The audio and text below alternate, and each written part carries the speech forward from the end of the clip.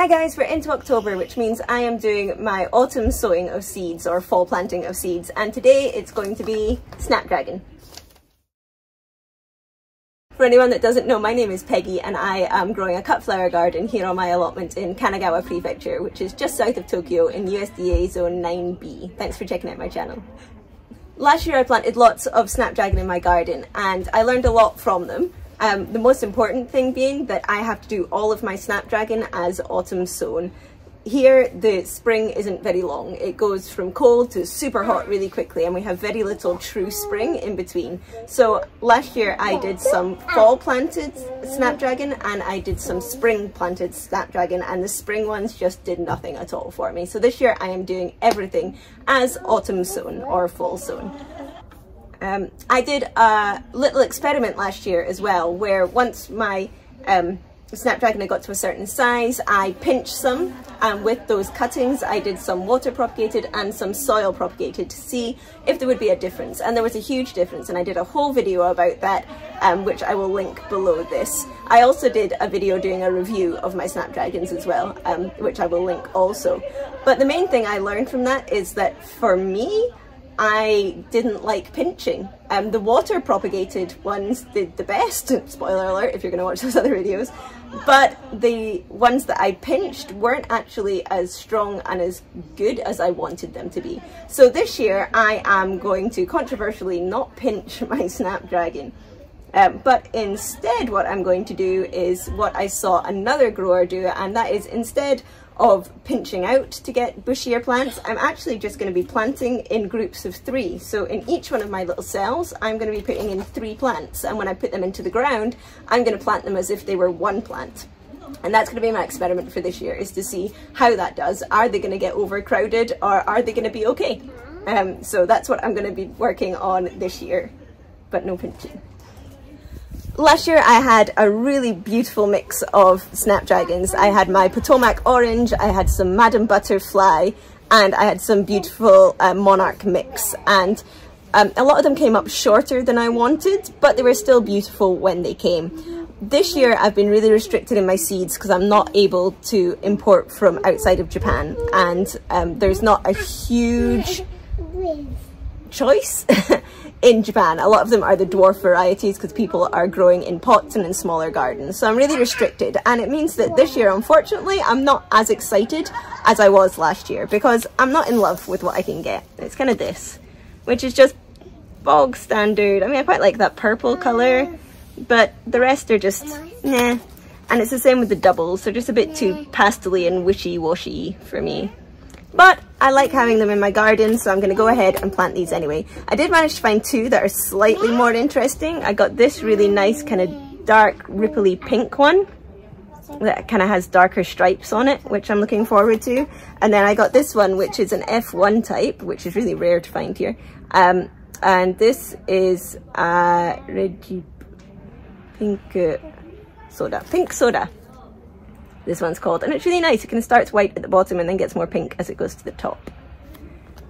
So I'm looking forward to growing these 2. The other ones I'm not overly excited about, but I want to fill up the garden, so they're going in. Okay, another change I've made since last year is how I'm growing my seeds, or how I'm starting my seeds. Before I was using this, and I was just putting them in a bag to create a kind of humidity dome, and that worked fine. But what I found was I don't really need this many of the same plant because my allotment is so small. And so I was putting different types of plant in each one, and of course they all had different germination times, so they were coming up, and the ones that came up first didn't like having the humidity dome on and they tended to wet off. So I've changed from this. So instead, this year I am using these, which I just got online, and I really like them. They're small. They just have 12 little pods, and I like that these are see-through so that I can see the root development, because I was a bit worried last year, because I'm leaving these in so long, that they're going to get root bound. So with these I can really easily see where the roots are and how they're doing. Comes with a tray so I can bottom water, which is something I really wanted to do last year but wasn't able to because of how I was growing. So these I can lift out and bottom water, and they have their own little humidity dome that comes with them. And I can change this to let in more air or less air. So I'm hoping that with this I'm going to have more successful germination. Okay, so I've gone ahead and I have filled these with just potting soil. Now I pre-moisten my soil, I mix it all up in a big bucket and wet it and then put it in here. And the reason I do that is because this seed is really, really small and it's really easy to displace the seed once you put it in if you're trying to water, especially if you're putting it into dry soil, because the soil tends to kind of float up and then as the water drains it goes back down. So this just ensures that your soil is completely wet all the way through and that you don't then disrupt the seed once you put it in. So pre-moistened soil in all of these. My allotment is only 4 meters by 5 meters, which means I don't need a huge amount of plants to be able to fill the space. And if I'm doing 3 seeds in each one, that's 3 plants in each one, that's going to be a lot, I think. So for these, I have 3 little containers here. In one, I'm going to do a mix of these ones, which I'm not overly keen on, and in here you can see I've got 12, so I'll do 6 of one and 6 of the other. And then in the ones that I like a little bit better, I'm going to do a full tray of each of those, if I have enough seeds. It doesn't sound like there's very many seeds in here though, so we have to check that. Let's have a look. These are my doubles.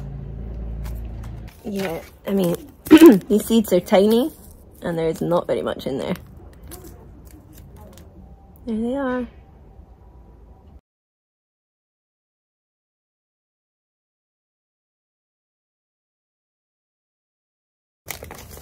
Singles.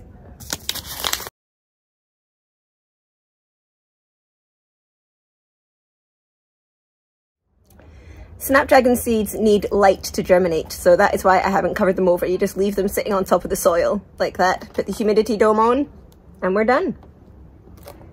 Now to the more fun ones. Next, I'm going to do these pink soda ones.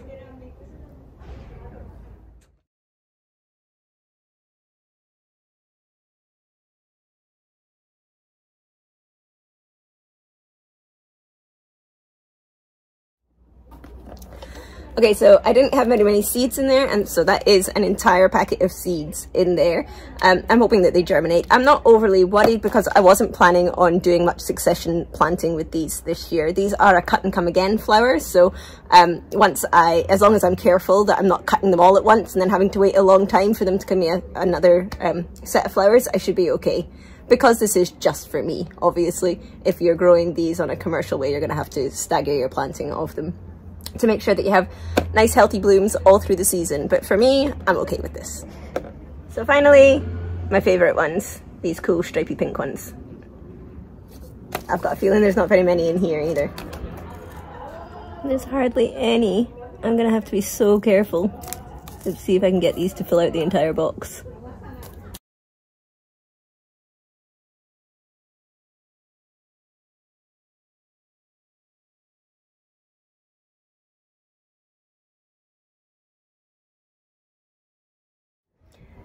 Okay, so that is my Snapdragon for this season planted. I am going to put them in my little seed pod that I've got here. I've got the seeds that I planted the other day in here as well, which you can see the humidity dome is working nicely. You know, I've turned into that person that comes and checks my seeds every 2 seconds to see if they're germinating, but not yet. So I'm going to leave these here. Like I say, I'm not going to pinch them. When the seeds come up, I am going to take the lids off, the humidity domes off, but they'll basically be in here for the whole of the winter.